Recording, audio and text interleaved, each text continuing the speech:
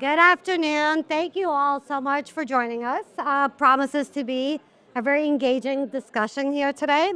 My name is Elena Furman. I'm responsible for organizational growth at Elegran. And we are fortunate to have an esteemed panel with us today for Boutique by Design. I'd like to start and ask each of you to please briefly share your background, a fun fact, your firm size, and your firm's focus. Good afternoon, everybody. Thank you for being here. My name is Teresa Stevenson. I'm the president at Platinum Properties. We're a boutique real estate firm on Wall Street. We have about 75 agents. Our focus is Manhattan and Brooklyn sales primarily. We also do leasing. Fun fact, we have about 75 agents and we speak over 15 languages. I can't name all of them. And another fun fact, I was just working on our projections for next year and was delighted to find that, while we do a lot of in-house lead generation, we've had a very strong focus over the last 2 years in helping agents generate their own business.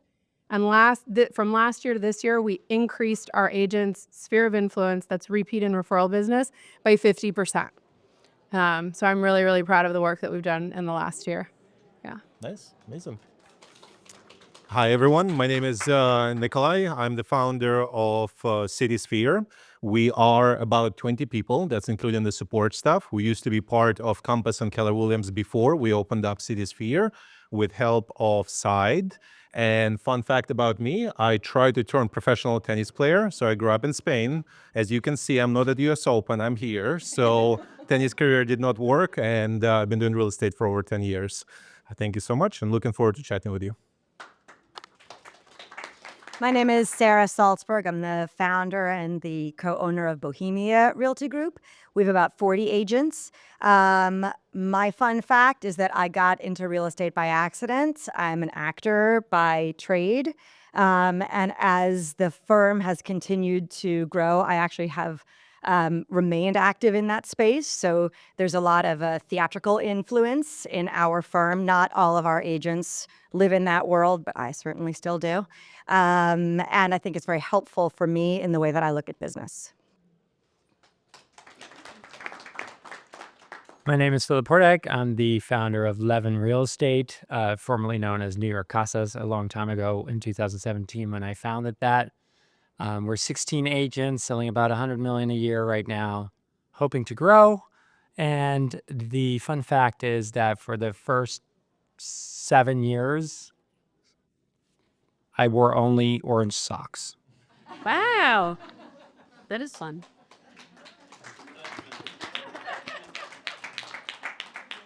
Hi, everyone. I am Jillian Vaccaro. I'm the Chief People Officer at Real New York. We have 2 offices in Manhattan, one 30th and Broadway, so not too far from here. The other one is Lower East Side, which is where the business took off and started. We have 160 agents across 3 divisions, which is rentals, sales, and leasing, and we focus on landlord and developer relationships on the exclusive side. My fun fact is I just hiked 60 miles last week to Machu Picchu and Peru. Yeah, so a new one to add to the Rolodex. 60? 60. Yes. 60? Yeah. I have a Was it big... in the right way? Like. Yeah. I purposely. It was purposeful. Did you get lost? I do have a big sports background, which is impacting our culture with our agents. So player coach mentality, mentorship is a big part of what we do, and we're able to do so very well because we are that boutique size and intentionally growing that way so we can continue that support. All right. So I'm going to ask each of you some questions, and we'll have an open discussion. And if there's time, we'll open it up for Q&A. So Teresa, let's start with you. What market trends are you seeing, and how is it influencing your strategy? Thank you. So, I think when we talk about what's happening in the market right now, certainly in real estate, obviously we have to talk about what's happening for the consumer, right? And we had interest rates that were above 7%. Now we're in the low 6s. So, that is easing things up for consumers, for buyers. There's still uncertainty. There's still, kind of a lack of confidence, but I do see that continuing to improve. But we're here at a conference for agents.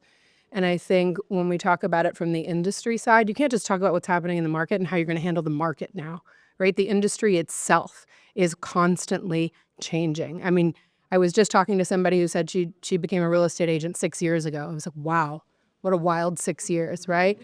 My goodness.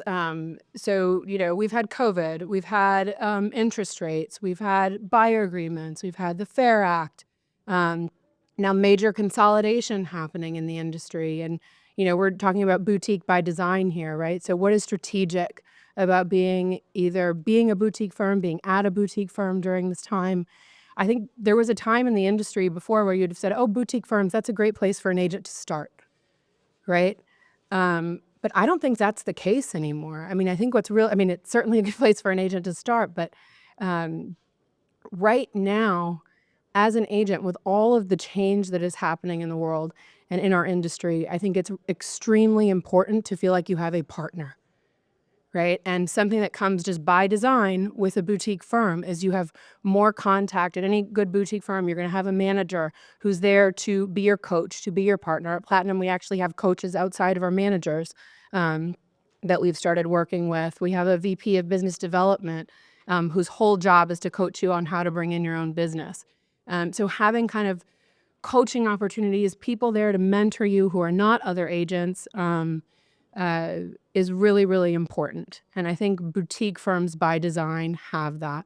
They also have agility. As you're seeing all of these crazy changes happening in our country and in our city, to have at a boutique firm, the owners and the leadership can talk one night and have a decision for you the next night, right? Or the next day. That's very different from, if you're part of a national firm or a large firm. And then last but not least, I think a lot of us, you hear people talking about new dev and things like that, just having diversity in your business. It's great if you have a thriving sales business and, most of your clients around $1 million, fantastic, good for you. But if something happens to that segment of the market, you're kind of dead in the water for a little while. And that's okay, right? Like if you've planned for that, prepared for that, that's great. But another advantage of a boutique firm strategically is they've got some business for you. Help you kind of pay the rent for a little while, right? Until the next thing comes along. Or frankly, just being able to talk to your manager, talk to your coach, talk to your VP of business development. What could I be doing differently? How could I be handling this? What do you think? And to have a variety of people to choose from, right? It's not like just one person that you can go to and say, oh, that's the only person who's going to have time or advice or an opinion for me. So I think if we're talking about agent strategy to handle the changing times and the changing industry that we're in, I think there's enormous advantage to being at a boutique firm that we haven't seen in the same way before things got quite so crazy.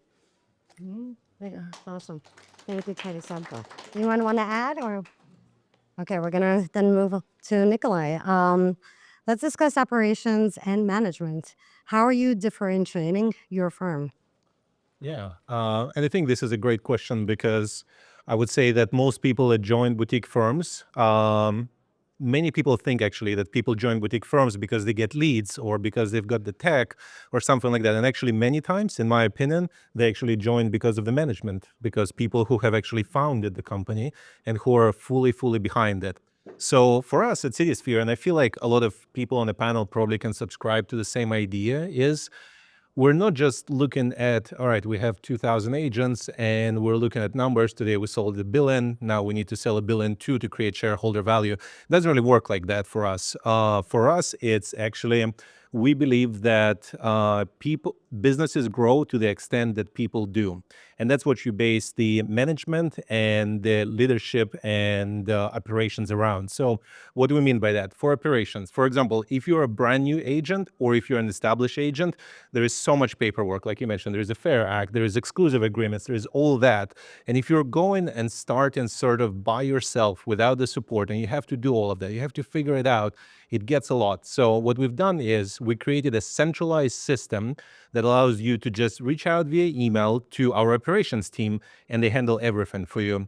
And in other cases, let's say if your deal is moving to an accepted offer or going in contract, once you move it in your CRM, there is almost immediately 3 people pick up the deal and start working on the next steps, whether it's sending out the emails, whether it's creating the board package on domicile, whatever has to be done, they make sure it gets taken care of. So that's sort of an aspect of allowing our agents to grow in the places where it matters. We don't need them to be better board package specialists. It's not going to be a money productive activity. So when it comes to the leadership style as well, we believe that, again, our people grow, their businesses grow to the extent that they do.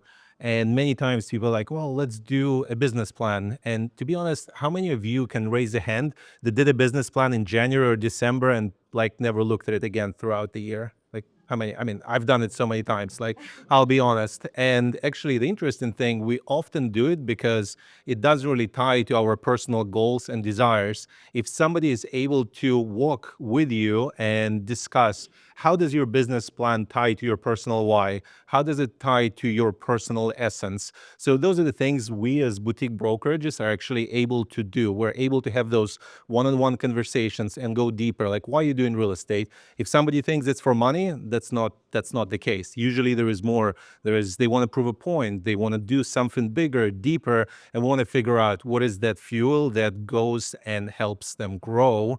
And I think being in a boutique environment, that's what allows the management, the leadership to be able to do that kind of work with their agents. So sort of to recap things, there are 2 components. One is the operational stuff. Whatever in operations and marketing has to be done in our firm, there is a team for it. And in terms of personal management skills, there is easy access to us, and there are script practice calls. There are one-on-one meetings. We're always learning how to help our people grow because we're also trying to grow as leaders in the industry.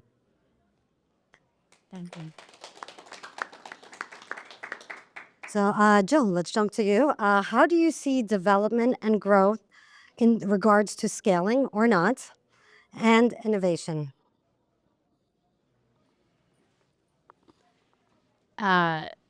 There's always going to be an element of development and growth. So I think we can remove the or not part of it, right? We're entrepreneurial, so we have to keep that ball moving. But I think the difference is in the how and the what. So how are we growing and what are we growing? So maybe at some point, depending upon the season of your business, it's going to be it's going to be more volume based, listing based, buyer based, wherever your business is at that point.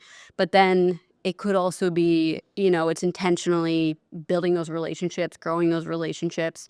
I say often with new agent classes that come in that, if you're at a firm that does provide opportunities and leads, and I'll speak about our business model in just a second because we do a lot of that, it can almost be too much of a good thing.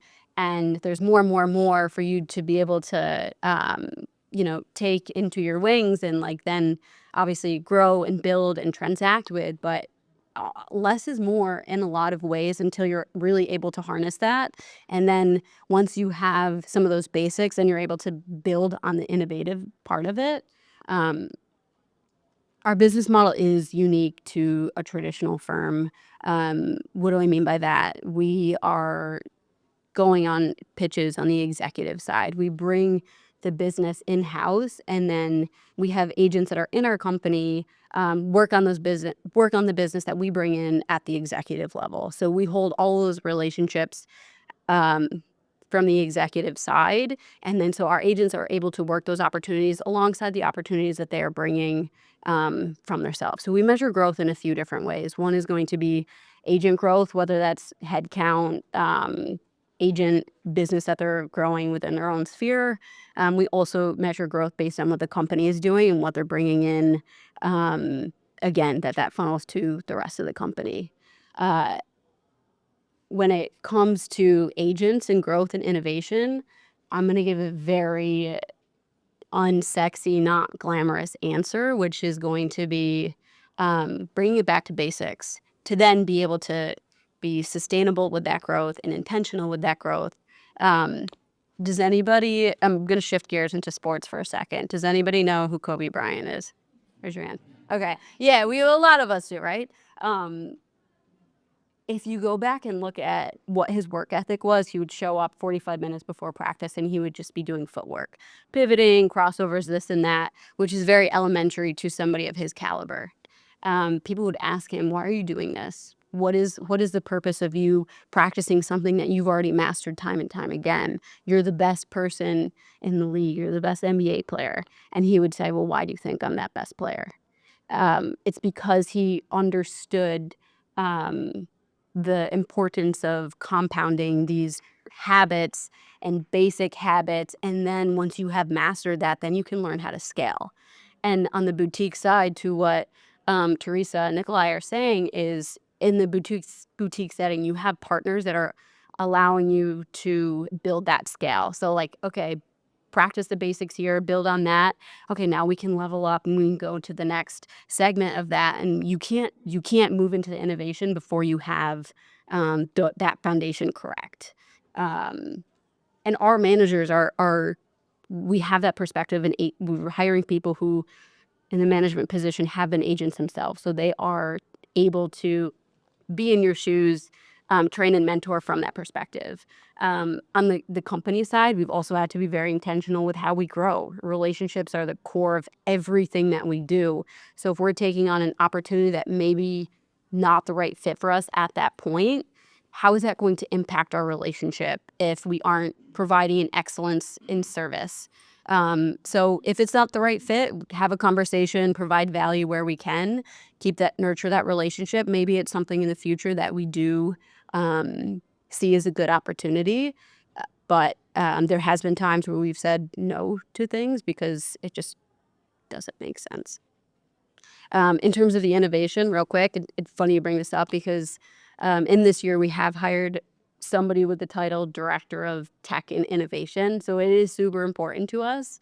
One thing about the agility, as Nikolai was saying, is you have conversations with agents. How is this going to impact your business? What is going to be the benefits of leveraging this tech? And so we can also get buy-in from a senior agent side.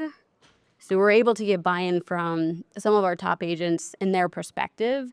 And that buy-in allows us to have influence over the rest of the company, because tech is nothing if it's not adoptable. Do the best system in the world, but if it's too complex and you're not able to get your team to adopt it, it means nothing. I also wanted to kind of like second what you mentioned about the basics, because I feel like many times there is so much of a shiny object out there. People are like, oh, like we're doing this out of social media and this and that. Is like, great, you can layer things up with social media, or maybe you are basing all of your success on it, but there are other basics. So I feel like it's important to know what they are, and if you don't know, being in the right place, it can help you figure out what those basics are and what the metrics for success are. So instead of kind of like throwing something against the wall and seeing if it sticks, I kept it PG-13, I feel like, to explaining that. You much rather be with somebody who can help you figure out what to throw and where to throw it. Okay. On that topic, let's look into the future, right? Philip, what is your outlook, right? With all of this in mind, where do you see this all heading? Big question. Was it tell us now? Fair enough. The future is bright. Yeah, I do see into the future. That's right, especially on Fifth Avenue. I think, like let's face it, right? The last 2.5, 3 years were not great. If you've been in this industry longer than 5 years, then you've seen 1 or 2 times that were better than now, probably more. But it has been pushing the right agents to do the right things, because, before you could just put it on straight easy, and if you would have taken a picture of a decent camera, it would probably sell. Now, if you screw it up, you screw it up. It won't sell. I don't know if anybody follows how many actually sell, but half the listings in Manhattan don't sell. The first time they get listed, they will not trade. Like, that's a pretty low success rate, if you ask me. And then if you go into higher price points, it's even higher. So there's definitely opportunity to do things better and different. And that is where I think the opportunity lies, outside of like the market and interest rates, et cetera. I think boutique agencies have the the opportunity ahead of them to really jump in where other firms are essentially competing within themselves, right? You got multiple top teams in all of these agencies, and they're all competing with each other over the same projects and listings. And chances are that in a smaller boutique, you're not going to be in direct competition with your own. And what does that create, right? What is that boutique by design element that, that allows for collaboration rather than internal competition? So that's that. I think my goal is to find that number / format of really promoting collaboration and learning from each other, sharing stories. How many negotiations have you been in? If you did 100 deals, you've been in 100 successful negotiations. But if you count your entire team, you've been in 1,000.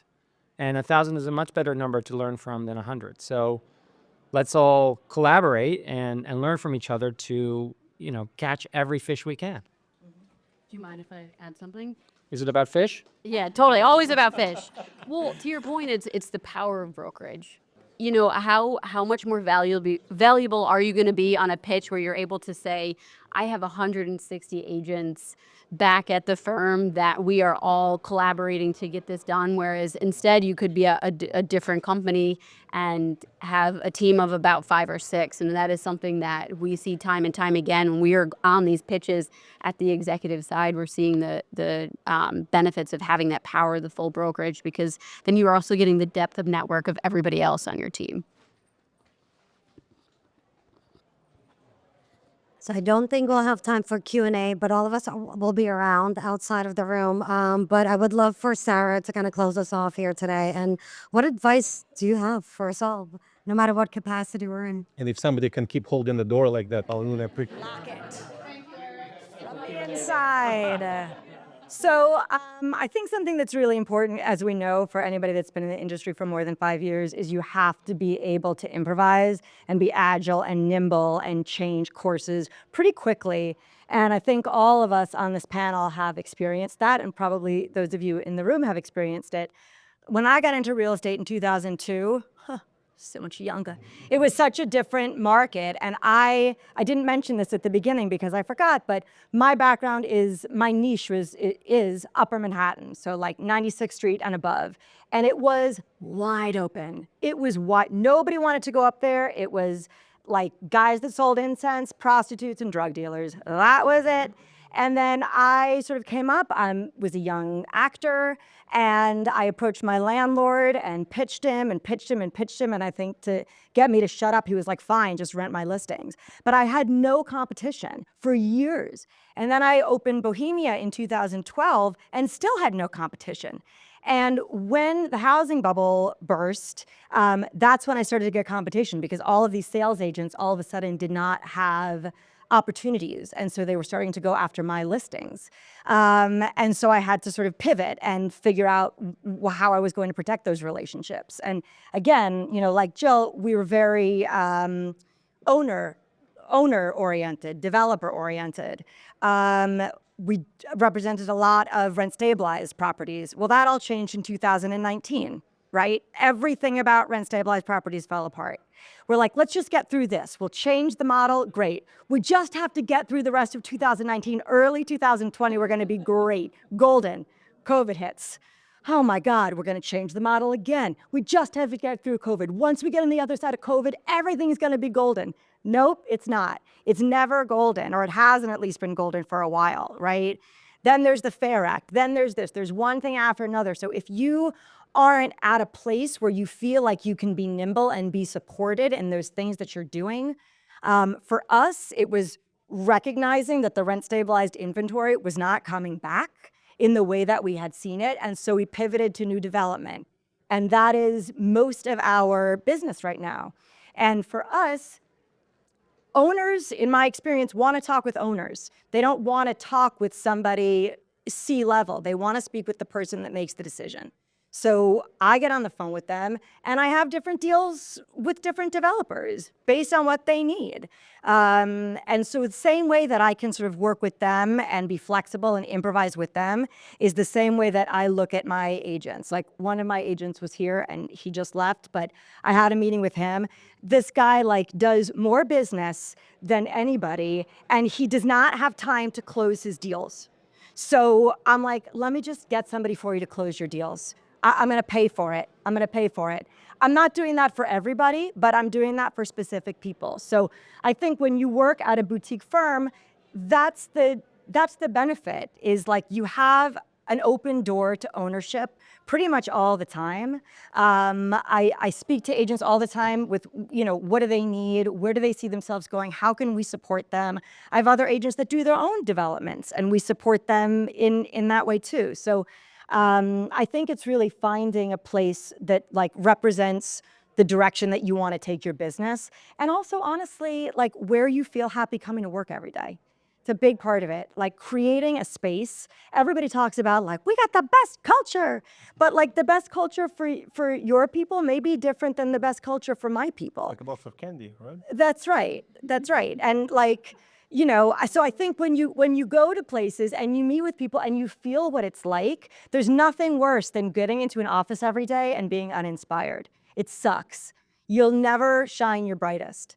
So going and, finding the place, at least for us, I think that's what we think about. And by the way, collaboration, like we're all here today because Philip put this together. Like we meet all the time and we share ideas. Like there's no real gatekeeping, I guess, is what I'm saying with us. Because what works for Teresa and her company may not work for mine. Or it will, and I'm like, is it cool if I call this person? And she's like, yeah, sure. Like, it's not gatekeeping, it's sharing knowledge. And I think there's a belief that we have, and I am going to speak for all of us. I'm going to speak for all of us, that there is a growth mindset among us, and it's knowledge sharing. It's how do we get bigger and better, not bigger, but better together. A little bigger. Potentially, we'll see. Intentionally and potentially, yeah. Thank you. Yeah. Thank you, everyone. I just want to add to that. I've been saying for years how this industry is competitive enough as it is. And I think in the background, everyone thinks there's some kind of competition here. It's not. We're all in this kind of together. Same like you, the agents, and building relationships, you do more deals, right? And referral business and all of that. Same here, right? Not everyone's there's a fit for each of us, both on the corporate level and on the agent level. So one big, what did I say earlier? One big happy and unhappy family. one big unhappy family. Thank you all so much.